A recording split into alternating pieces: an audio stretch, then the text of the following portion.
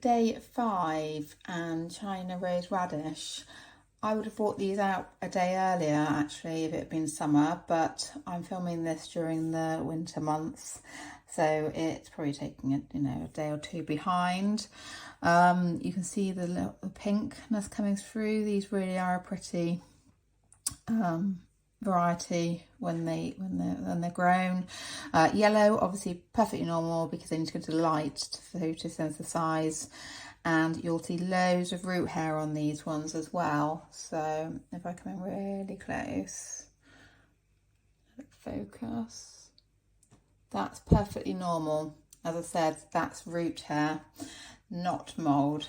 So I'm going to give them a little sprinkling of water before watering them on the side later on today, depending on the sun coming through the window. So you can put them through the window, in the windowsill, but just be mindful in summer of direct sunlight.